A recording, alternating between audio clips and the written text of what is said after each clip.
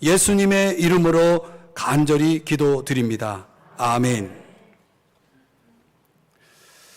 오늘은 여러분에게 질문 하나를 드리면서 말씀을 시작하고자 합니다. 여러분에게 기도는 어떤 의미가 있습니까?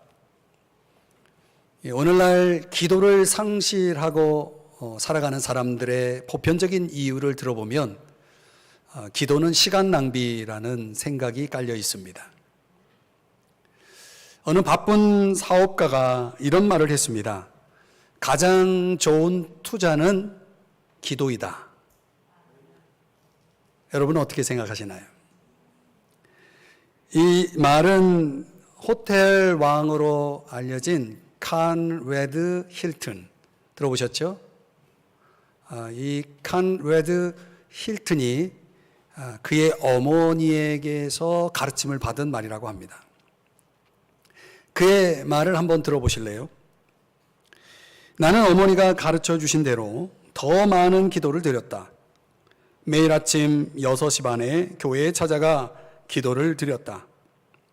아무리 밤늦게까지 일을 해도 아침이면 무릎을 꿇고 기도를 드린 다음에 출근했다. 일과를 시작하기 전에 기도를 빠뜨릴 수가 없었다. 기도는 어머니가 나에게 준 첫 번째 열쇠였다. 그가 후에 40년의 세월이 지난 어느 날 또 이런 고백을 했습니다. 나는 지난 40년이 넘는 세월 동안 타당한 이유 없이 주일 예배를 빠져본 적이 한 번도 없다. 오늘날에도 날마다 교회에 찾아가서 무릎을 꿇고 기도를 드린 후에야 하루의 일과를 시작한다. 고민이 생길 때 기도하는 건 절대로 수치가 아니다. 사람은 누구나 평생 기도를 게을리 말아야 한다고 생각한다. 만일 당신이 지금까지 전혀 기도해 본 적이 없는 사람이라면 지금이 바로 기도를 시작할 때이다. 여러분, 이 힐튼의 말을 들으시면서 어떤 생각이 드십니까? 기도라는 것이 우리의 삶에 얼마나 중요한 가치를 부여하는지 우리는 칸레드 힐튼의 이 말을 통해서 느낄 수가 있지 않습니까? 전승에 의하면요, 야고보서 편지를 쓴 저자 야고보는 얼마나 오랜 시간 기도의 시간을 가졌는지 그의 무릎이 딱딱해지고 못이 박힐 정도로 그렇게 되었다고 그래요. 그래서 일명 그의 별명이 뭐냐면 낙타 무릎입니다. 낙타 무릎. 얼마나 기도를 했으면 무릎이 낙타처럼 되었겠는가 한번 여러분 생각해 보세요. 우리는 이제 야고보서 강해를 시작한 지 오늘 16번째인데요. 1장에서 야고보가 이렇게 말씀을 시작하지 않습니까? 여러 가지 시험을 만나거든 온전히 기쁘게 여기라. 그러면서 인내하라라고 강조하죠. 인내를 온전히 이루어야 된다라고 말합니다. 그 인내를 온전히 이루기 위해서는 지혜가 필요한데 그 지혜를 위해서 기도하라고 그 지혜의 하나님께 구하라고 강조를 하죠. 그래서 1장의 주제가 인내와 기도라는 주제로 시작을 합니다. 근데 묘하게도 이 5장 마지막 부분에 우리가 지난주에 살펴봤던 주제는 인내하라. 주님이 오실 때까지 인내하라. 길이 참음, 오래 참음, 인내라는 단어를 7번 사용해서 바로 우리에게 인내를 강조하고 있었죠. 그런데 오늘 본문 13절 이후에서는 기도라는 단어가 7번 나옵니다. 그 기도를 강조하면서 우리가 기도해야 할 것을 또 이야기합니다. 그러니까 야고보 저자가 처음부터 마지막까지 기도로 시작해서 기도로 마치는 이 야고보서를 기록했다는 것이에요. 우리가 잊지 말아야 될 것은 야고보서가 갖는 가장 중요한 메시지는 뭐냐면 핵심 주제는 성숙한 성도가 되는 것입니다. 그 성숙한 성도가 되기 위해서 야고보는 무엇이 중요하다라고 우리에게 말씀을 가르치고 있는 겁니까? 인내하는 것과 기도하는 것이 중요하다라고 하는 사실을 그는 강조하고 있는 것입니다. 자, 그런 차원에서 우리가 성숙한 성도로서 살아감에 있어서 저와 여러분에게 있어야 할 것은 당연히 성숙한 기도가 아니겠습니까? 그 성숙한 기도, 도대체 어떤 기도를 우리는 성숙한 기도라고 말할 수 있는가? 오늘 성경 본문, 야고보서의 마지막 본문 속에서 오늘 성숙한 기도의 특성을 세 가지로 설명해 주고 있습니다. 첫 번째는 믿음의 기도입니다. 믿음의 기도. 자, 성숙한 성도에게 뭐가 있어요? 믿음의 기도가 있다는 거예요. 그 믿음의 기도의 상황을 예로 들기를 13절의 말씀에 보면 너희 중에 고난 당하는 자가 있느냐 이렇게 묻고 있어요. 그럼 여러분이 한번 답을 해보세요. 너희 중에 고난 당하는 자가 있느냐? 있죠. 아마 우리 모두가 다 해당이 될 거예요. 그러니까 성숙한 성도는 이런 고난 중에 있을 때 무엇을 한다는 말입니까? 걱정합니까? 어려움을 준 사람에게 복수할 생각을 합니까? 아님 속으로 불평을 하나요? 오늘 성경은 뭐라고 말씀합니까? 무엇을 한다고요? 그는 기도할 것이요. 여러분, 고난당할 때 드리는 기도, 그것이 곧 믿음의 기도 아니겠습니까? 어떤 믿음입니까? 구약성경에 저 욥은 고난 중에 이런 고백을 하지 않습니까? 나를 단련하신 후에는 내가 순금같이 되어 나오리라.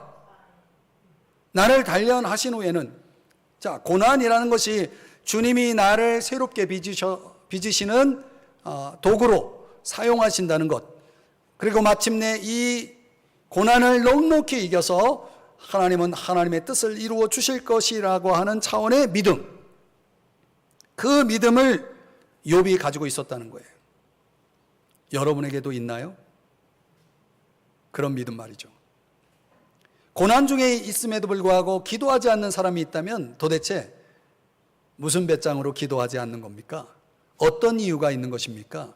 어쩌면 성경이 기도에 대해서 가르쳐주고 있는 모든 그런 가르침에 대해서 성경에 대한 그 무지로 인해서 기도하지 않는 것일 수도 있고요. 또 어떤 경우에는 내가 굳이 기도하지 않아도 내 힘으로 얼마든지 이 어려움을 이겨낼 수 있다라고 하는 그런 자만, 교만에 빠져 있는 사람일 수도 있고요. 어쩌면 이 모든 것이 다 나 때문이야 라고 자책하면서 체념에 빠져 있기 때문일 수도 있겠습니다.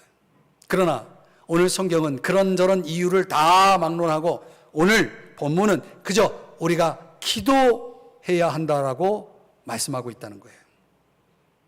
그래서 기도하시나요?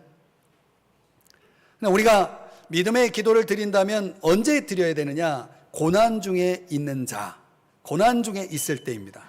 다른 상황을 한번 보면 14절인데요. 14절에는 너희 중에 병든 자가 있느냐?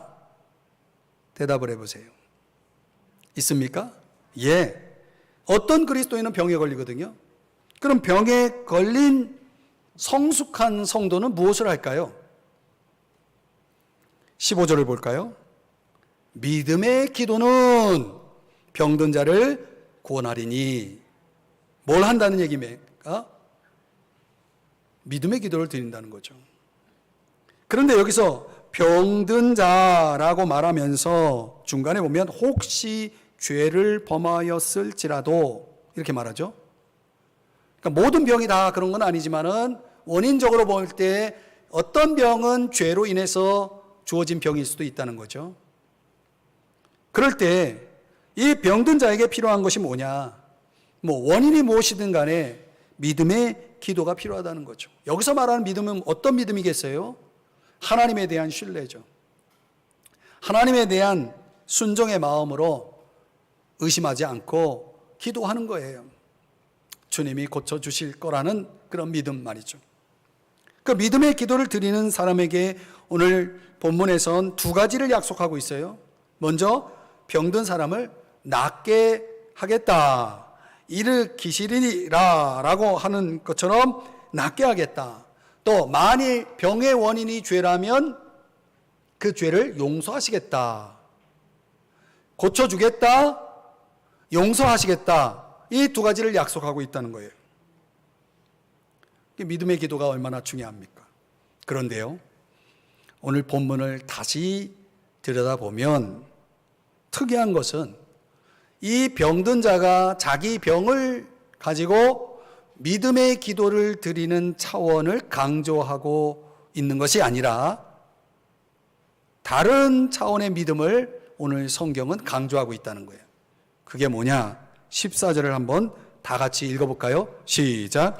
너희 중에 병든 자가 있느냐? 그는 교회의 장로들을 청할 것이요 그들은 주의 이름으로 기름을 바르며 그를 위하여 기도할지니라. 자, 병든 자가 있어요.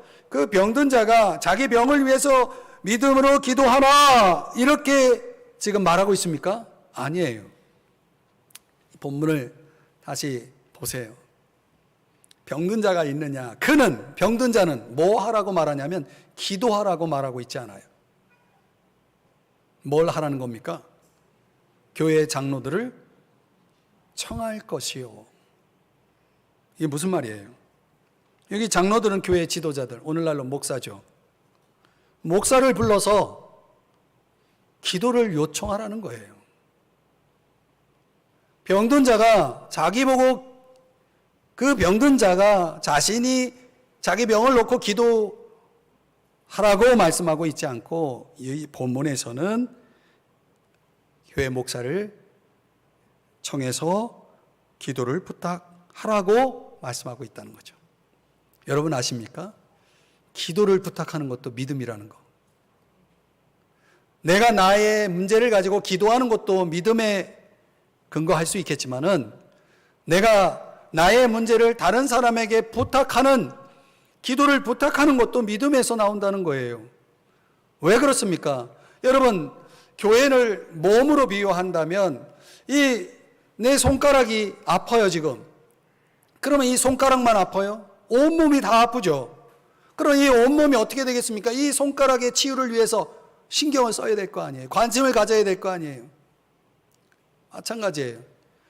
그러니까 오늘 이 말씀의 핵심 가르침은 뭐냐면 우리 모두는 서로 의존하는 존재라는, 서로 의존해서 살아가야 한다라고 하는 그 믿음에 기초한다는 거예요. 이게 성경론이에요.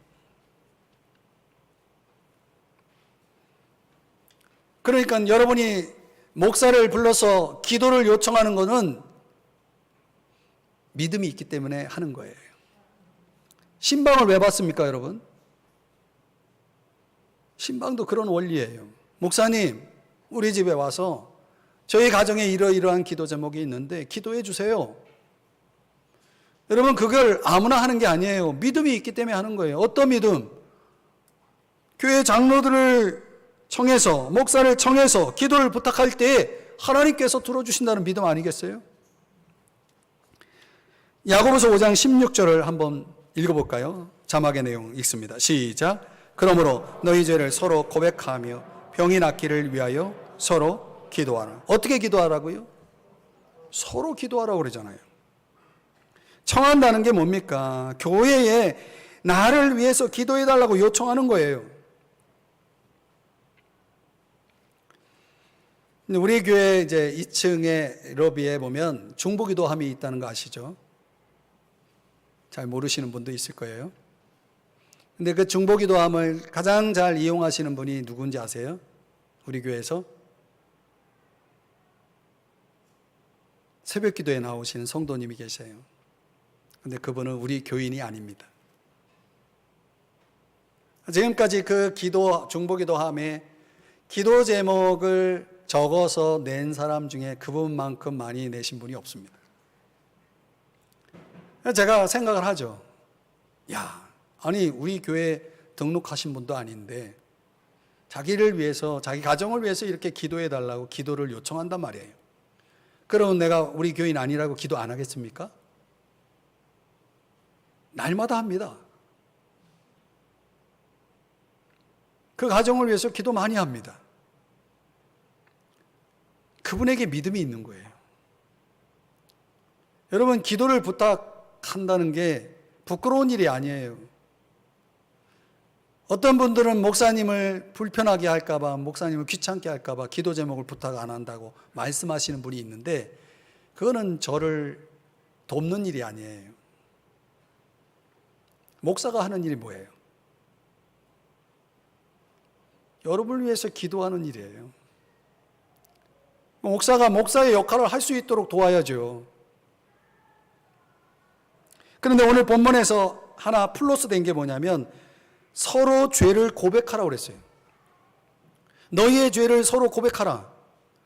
이게 왜 중요하냐면, 우리가 서로 기도하기 위해서는 마음이 통해야 되잖아요. 그런데 마음이 통할 수 없는 문제가 있어요. 서로에게 상처가 있어요. 저 사람 때문에 내가 상처가 있고, 나 때문에 저 사람이 상처가 있어요. 그러면 서로 기도가 안 되는 거예요. 그래서 먼저 내가 잘못한 거에 대해서, 여러분, 죄를 범하면 하나님께 회개하고 끝나는 게 아니에요. 사람에게 잘못한 거면 사람에게 사과를 해야 돼.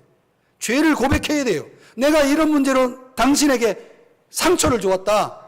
정말 내가 잘못했다. 미안하다. 이렇게 고백하고 상대방의 용서를 구할 때, 그때 진정한 회개라고 성경은 가르치고 있는 것입니다. 기독교인들이요, 하나님만 믿고 하나님에게만 기도하면 다 된다는 식의 그런 뻔뻔함은 전혀 성경적이지 않습니다. 여러분이 만약 누군가에게 상처를 주고 누군가에게 아픔을 주었다면 반드시 그 사람을 찾아가야 됩니다. 그래서 그 사람에게 용서를 받아야 됩니다. 그렇지 않으면 여러분의 기도는 다 헛것이 되는 거예요. 자, 우리가 서로 이렇게 용서하고 용서를 받았어요. 그러면 어떻게 됩니까? 사람이 마음이 통해요. 그 마음이 통한 사람이 뭐 할 수 있습니까? 같이 기도할 수 있는 거예요. 드디어 하나가 되는 거죠. 그 하나가 되어서 드리는 기도가 어떤 결과를 가져오는지 마태복음 18장 말씀을 한번 다 같이 읽어보겠습니다. 시작. 진실로 다시 너희에게 이르노니 너희 중에 두 사람이 땅에서 합심하여 무엇이든지 구하면 하늘에 계신 내 아버지께서 그들을 위하여 이루게 하시리라. 보세요. 합심하여 구할 때 하늘에 계신 내 아버지께서 그들을 위해서 뭐 하신다고요? 이루게 하신다 그랬어요. 바로 이거예요, 여러분. 그러니까 우리 모든 성도들은 다른 신자와 다 연결되어 있어요. 일종의 제사장이죠. 그러니까 다른 사람의 회복과 용서가 다 나와 연결되어 있는 거예요. 그러니까 우리는 나의 믿음만 중요한 것이 아니라 교회의 믿음을 적용해서 고난이든 질병이든 어떤 문제이든 간에 서로의 필요를 위해서 기도를 나누라는 거예요. 그러면 어떤 일이 벌어져요? 이루게 하시리라. 강력한 효과가 있다는 거예요. 그러니까 주님은 우리가 구하는 것, 우리가 구하는 모든 것에 더 넘치도록 이렇게 강력하게 역사하신다는 거죠. 구원을 얻는 것입니다. 일으킴을 받는 것입니다. 그러니 여러분, 오늘 저와 여러분이 나를 포함해서 나의 이웃이, 나의 성도가 고난 중에 있어요. 병에 들었어요. 나만을 위해 기도하는 것이 아니라 그들을 바라보면서, 그들을 안타깝게 생각하면서 그들을 위해서 내가 기도한다면, 우리가 함께 기도한다면 주님이 뭐라고 말씀하십니까? 무엇이라 약속하십니까? 이루어 주겠다는 거예요.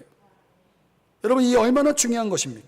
그러니까 서로를 위한 이 믿음의 중보기도가 있을 때 내가 고난 중에 있을 뿐만 아니라 또 우리의 이웃들이, 우리의 성도가 고난 중에 있을 때 만약 우리가 그런 믿음의 중보기도를 드릴 수 있는 사람이라면 그 사람은 틀림없이 성숙한 성도입니다.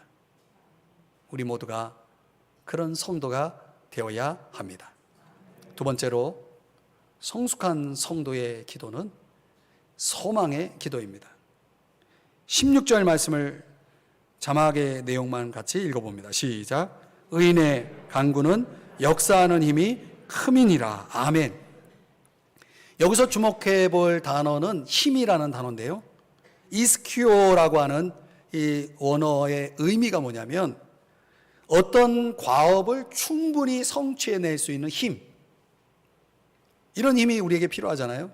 어떤 과업을 충분히 성취할 수 있게 만드는 힘을 가리킬 때 이 단어를 사용합니다. 그런데 이 힘이 또 어떤 의미를 또 갖냐면 아직 사용하지 않은 힘이에요. 그러니까 숨겨진 힘이죠. 숨겨진 능력이죠. 예를 들면 어떤 주어진 환경에서 지금까지는 생각하지도 못한, 경험해보지도 못한 어떤 지혜라든가 리더십이라든가 의지라든가 이런 것들의 어떤 강점들이 드러날 때가 있어요. 여러분이 살아가다 보면 어떤 환경에 지금까지는 없었던, 내게서 나타나지 않았던 어떤 그런 강점이 드러나는 때가 있어요. 그래서 나온 말이 뭐냐면 상황이 사람을 만든다는 말이에요. 우리가 그런 상황을 만나면 그 사람이 그야말로 뜨는 거죠. 여러분에게 그런 상황이 있기를 바랍니다. 그런데 기도도 마찬가지라는 거죠. 기도는 숨겨진 힘이기 때문에 어떤 상황에서 그 힘이 나타날 수가 있다는 거예요. 뭐 하면? 기도하면. 그 얼마나 거대한 힘인지 아직 사용되지 않았기 때문에 사용되기를 기다리고 있는 힘이 있다는 거예요. 무엇에? 기도에. 그 힘을 잘 보여준 한 사람의 이야기가 성경에 나오는데요. 그가 오늘 17절에 소개되는 엘리야입니다. 엘리야.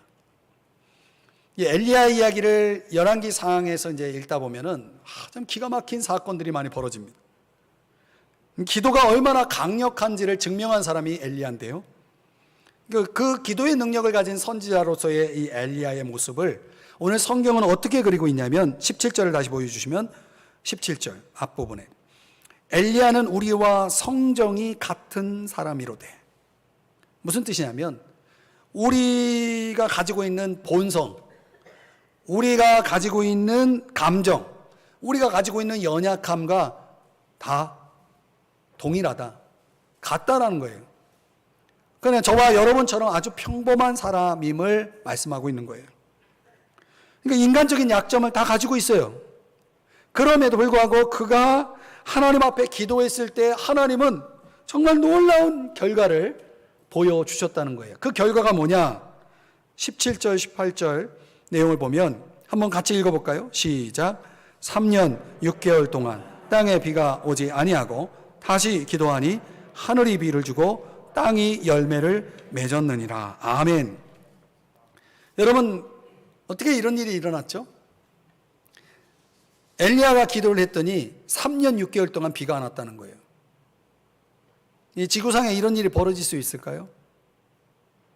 예, 일어났다는 거예요. 그런 일이. 또 기도했더니 3년 6개월 동안의 가뭄이 끝이 나고 큰 비가 내렸다는 거예요. 오늘 무엇을 강조하냐면 그렇게 할 수 있었던 것은 엘리야가 보통 사람이 그 이상의 대단한 사람이 아니라 그가 기도했기 때문에 그렇게 됐다는 거예요. 어떻게 기도했는지, 그가 큰 비를 내리기 전에 무엇을 했는지를 보여주는 말씀이 열왕기상 18장 42절인데요. 엘리야가 갈멜산 꼭대기로 올라가서 땅에 뭐 했다? 꿇어 엎드려 그의 얼굴을 무릎 사이에 넣고. 제가 이 자세를 한번 취해봤는데요. 엄청 힘들어요. 지금 운동을 하고 있는 게 아니에요. 꿇어 엎드렸다는 것은 기도하고 간청하는 자세를 강조합니다. 그러니까 가뭄이나 비나 엘리야가 기도했기 때문에 일어났다는 거예요. 도대체 어떻게 기도했을까 궁금하죠? 17절을 다시 보면 그가 비가 오지 않기를 간절히 기도한즉. 이 간절이라고 하는 단어가 아주 특별한 단어입니다. 우리가 생각할 때는 earnestly, 그냥 열심히 기도했다 이런 표현으로 번역이 되어 있지만 사실은 프로슈케라고 하는 단어인데 뜻이 뭐냐면 기도라는 단어예요. 그러니까 문자적으로 번역하면 기도로 그는 기도했다 이런 뜻이에요. 다시 말하면 그냥 기도했다 이런 뜻이에요. 그냥 열정적으로 또 어떤 기간을 정해서 특별한 기도를 드렸다 그런 의미가 아니에요. 그냥 기도한 거예요. 이 말은 문맥상으로 보면 어떤 기도를 강조하냐면 앞에서 기도를 언급하기 전에 이 야고보가 인내를 강조했죠. 틀림없이 야고보가 말하고자 하는 이 엘리야의 기도는 인내를 강조하고 있는 것이 분명합니다. 그러니까 엘리야가 위대한 기도의 사람이 되었던 것은 그가 특별한 사람이었기 때문이 아니라 그가 기도에 헌신하고 인내했기 때문이다 라고 가르치고 있는 것입니다. 그는 어느 날 하나님의 그 놀라운 응답을 받고 그는 그렇게 마음을 먹었던 것 같아요. 그래, 하나님 앞에 기도했더니 하나님이 이렇게 하시는구나. 그러면 나는 앞으로 그냥 기도하면 되는구나. 그러니 앞으로 나는 모든 것을 이제 기도하면서 맡기면서 살아야지.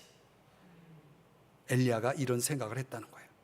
그래서 엘리야는 그저 어떤 특별한 것이 있어서 기도하는 것이 아니라 그냥 기도한 거예요. 그냥 기도한 거예요. 하나님의 뜻이 이루어질 줄 믿고 오늘 지금은 당장 아니지만 언젠가는 주님의 때가 올 것이라는 그런 기대를 가지고 기도한 거죠. 여러분, 모든 기도에는 하나님의 응답이 오기까지 인내가 필요하다는 것이에요. 그런 차원에서 이 본문에서 말씀하고 있는 기도는 소망의 기도죠. 하나님이 하실 거라는 이런 놀라운 소망, 그 소망을 여러분도 가지신다면 여러분 기도하지 않을 수 없죠. 여러분에게 소망의 기도가 있을 거예요. 주님의 뜻이 반드시 이루어질 것이라고 하는 그 소망, 그 소망이 여러분에게 있다면 여러분은 틀림없이 엘리야처럼 그냥 기도하며 사실 거예요. 마지막으로 세 번째, 성숙한 성도의 기도는 사랑의 기도라는 점입니다. 19절의 말씀을 다 같이 읽어볼까요? 시작. 내 형제들아, 너희 중에 미혹되어 진리를 떠난 자를 누가 돌아서게 하면. 아멘. 너희 중에 미혹되어 진리를 떠났다. 도대체 무슨 일이 일어난 것입니까? 왜 진리를 떠났다는 말이죠? 이유가 무엇일까요? 어쩌면 13절에 시작하고 있는 그 고난이라는 단어 때문일 수도 있어요. 왜냐하면 너무나 오랜 시간 시련 속에 둘러싸여 있다면 그 사람은 아마도 신앙을 포기하고 싶은 미혹을 받았을 수도 있습니다. 또 저 디모데서에 나오는 후메네오와 빌레도 같은 사람은 잘못된 지식이 어느 날 들어갔어요. 지적인 오류에 의해서 진리를 떠나는 이들도 있습니다. 또 어떤 사람은 너무나 세상 쾌락에 빠져가지고 방종함으로 도덕적으로 타락의 길을 들어가서 진리를 떠날 수도 있습니다. 그런데 오늘 이 본문에서 강조하고 있는 것은 진리를 떠난 자에게 있지 않습니다. 그 진리를 떠난 자를 19절 다시 보여주시면 누가 돌아서게 하면, 바로 이 누가에 해당되는 사람이 강조되고 있다는 거예요. 여러분 가운데 또 여러분 주변에 어느 성도가 미혹된 길에 빠져 있고 지금 죄와 사망의 길 가운데 지옥을 향해 가고 있다고 생각해 보세요. 그럼 여러분이 그런 사람들을 알고 있다면, 보고 있다면 여러분이 어떻게 하시겠습니까? 만약 성숙한 성도라면 가만히 있지 않는다는 거예요. 어떻게 해야 되겠습니까? 돌아서게 하려고 애를 쓸 거라는 거죠. 누가 돌아서게 하면. 이 누가는 지금 어떤 특정한 영적 사역자인 목회자를 가리키고 있지 않습니다. 왜 누가가 이 누가라는 단어를 사용했느냐? 그 이유는 간단해요. 우리 중에 누구라도 이 역할을 할 수 있다는 의미가 되겠죠.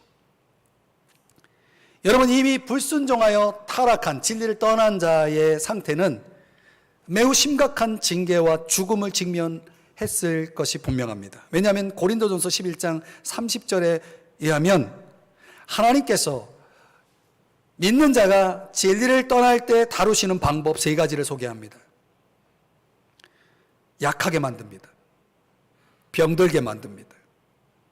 아니, 데려가시기도 합니다. 고린도 교회 안에 이런 사람들이 있었다는 거예요.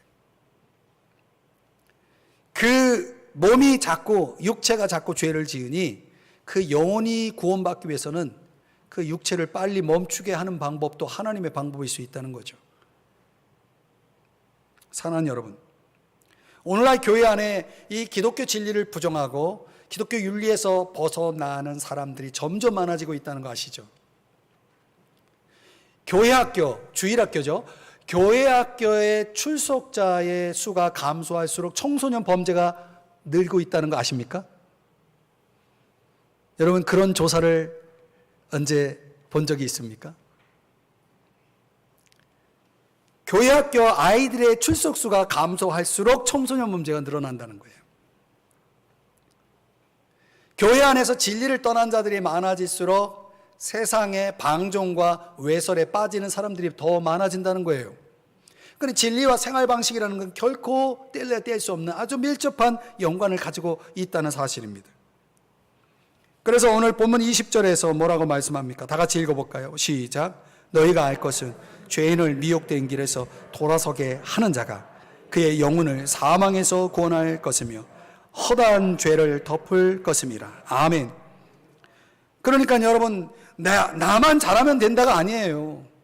우리는 공동체, 사회적 공동체 속에 들어와 있기 때문에 나만 잘해가지고는, 내 자녀만 잘 돼가지고는 안 되는 거예요. 그러니까 누군가 이렇게 돌아서게 하는 자가, 잘못된 길에서 돌아설 수 있도록 돕는 자가 있어야만이 그의 영혼이 구원을 받고 허다한 죄가 덮여지고 새로워지고, 그래서 결국은 그 결과가 다 나에게 돌아오는 거예요.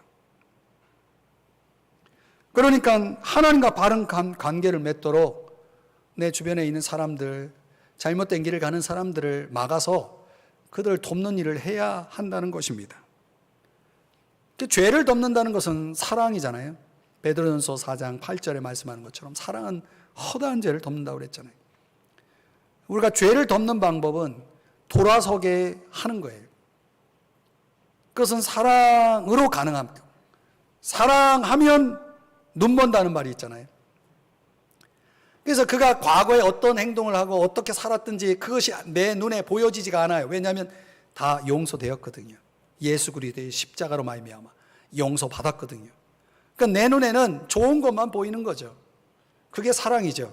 그 사랑으로 내가 그를 바라보고 그 사랑으로 내가 그를 위해 기도할 때 그 한 영혼이, 천하보다 귀한 영혼이 하나님께로 돌아올 수 있다면, 그런 일을 위해서 우리가 할 수 있는 일이 뭘까요? 오늘 야고보 저자는 본문 속에서 어떻게 그 미혹된 자를 돌아오게 할 수 있는지에 대한 방법에 대해서는 소개하고 있지 않아요. 그러나 문맥상 분명한 방법을 가르쳐주고 있다는 거죠. 그게 뭡니까? 기도예요. 여러분이 가서 얼마든지 권면할 수 있어요. 얼마든지 꾸짖고 타이를 수가 있겠죠. 그런다고 말을 듣습니까? 거의 불가능하죠. 그러니 우리가 할 수 있는 게 뭐가 있습니까? 기도밖에 없는 거죠. 기도하면 됩니까? 예. 기도하지 않으면 아예 안 돼요. 그러나 기도하면 될 수도 있어요. 돌아올 수 있어요. 주님이 그걸 약속하고 있는 것입니다. 진리를 떠나 미혹된 자들을 돌아오게 하기 위해서 주님이 교회 안에 두 가지를 주셨어요. 하나는 영혼을 위해 늘 깨어 말씀과 기도에 전무하는 지도자. 교회 안에 이런 지도자가 있다면 그 교회는 복된 교회입니다. 말씀과 기도에 전무하며 그 영혼을 살리기 위해서 날마다 깨어있는 사역자가 있다면 그 교회는 참으로 복된 교회입니다. 또한 그 복된 지도자가 있어도 그것만으로는 충분하지 않습니다. 그래서 날마다 서로 돌아보아 사랑과 선행을 격려하며 서로 그 약함을 고백하며 서로를 위해 뜨겁게 끊임없이 기도하는 소그룹이 있을 때, 우리 주님은 그런 소그룹을 통해서 일하시고 영혼들이 주께로 돌아오게 하는 일들을 이루어 나가신다는 거예요. 그러니까 이런 상호 돌봄의 유기적인 사랑의 공동체가 드리는 기도, 얼마나 강력한 역사하는 힘이 큽니다. 이렇게 말씀하는 것처럼 얼마나 큰 역사가 일어나겠습니까? 사랑하는 여러분, 과연 여러분이 성숙한 성도라면 지금 내가 아프고 내가 힘들지만 주변을 돌아볼 것입니다. 왜냐하면 나보다 더 아픈 사람이 있거든요.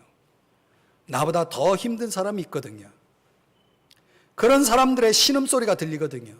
그런 사람의 얼굴이 떠오르거든요. 가만히 있을 수 없죠. 그래서 사랑의 손을 내밀고, 그래서 그 영혼을 위해서 끊임없이 합심하여 기도하는 것입니다. 그런 사람은 틀림없이 성숙한 성도라 말할 수 있습니다. 이제 말씀을 정리해 보면 이런 이야기가 있어요. 어떤 소년이 여동생을 데리고 산길을 오르고 있었는데 길이 참 안 좋아요. 그 여동생이 투덜거리면서 이제 오빠에게 이야기를 합니다.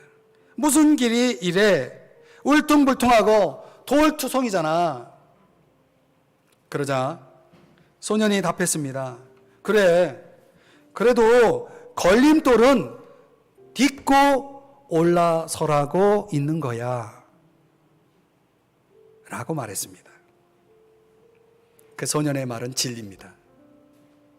여러분, 인생에 걸림돌이 있다면 여러분은 어떻게 하시겠습니까?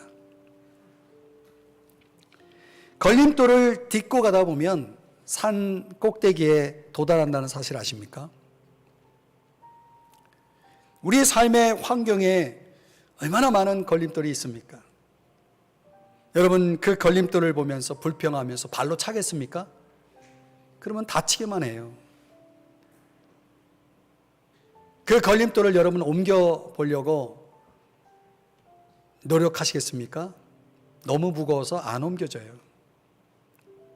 불편해서 그 걸림돌을 피해서 돌아가는 것도 한두 번이죠. 그것도 힘들어요. 차라리 이렇게 하면 어떨까요? 그 걸림돌을 방석 삼아서 기도의 자리로 만드는 것은. 여러분, 그 걸림돌을 가만히 믿음으로 보세요.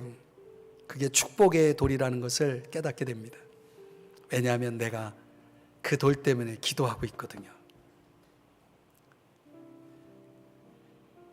성경 시편 91편에 이런 말씀이 나옵니다. 그가 내게 간구하리니 내가 그에게 응답하리라. 그들이 환난 당할 때에 내가 그와 함께하여 그를 건지고 영화롭게 하리라. 응답하겠다는 거예요. 영화롭게 하겠다는 거예요. 건져주시겠다는 거예요. 누구에게? 기도하는 사람에게 일어나는 일들입니다. 이게 D.L. 모디는 이런 말을 했어요. 사람을 평가할 때 기준은 성숙함이다. 그리고 그 성숙함은 얼마나 많은 사람을 바르게 섬겼느냐에 있다. 여러분, 기도야말로 우리가 누군가를 섬길 수 있는 최고의 섬김이라는 사실을 우리는 깨달아야 합니다. 그래서 오늘 성숙한 성도에게는 뭐가 있는 것입니까? 기도라는 섬김이 있는 것입니다. 아주 이타적인 섬김 말이죠. 성숙한 기도의 섬김을 통해서 인생을 살아가는 것입니다. 그가 바로 성숙한 성도인 것입니다. 그래서 그는 내 주변에, 나만 아니라 내 주변에 있는 고난당하는 자를 돌아봅니다. 병든 자를 돌아봅니다. 그들을 위해서 믿음으로 기도하는 것입니다. 주님이 응답하실 때까지, 주님이 움직이실 때까지 인내하면서 소망의 기도를 드리는 것입니다. 무엇보다도 방황하는 영혼을 위해서 안타까이 여기면서 그를 위해 사랑으로 기도하는 것입니다. 그리하면 어떤 일이 벌어집니까? 주님이 일으키시겠다는 거예요. 역사하는 힘이 크다는 거예요. 열매가 있다는 것입니다. 여러분에게 이런 은혜가 임하기를 주의 이름으로 축복합니다. 사랑하는 여러분, 성숙한 성도, 성숙한 기도자의 길을 걸어가시겠습니까? 꼭 그렇게 되시기를 축복합니다. 기도하겠습니다. 사랑하시는 주님,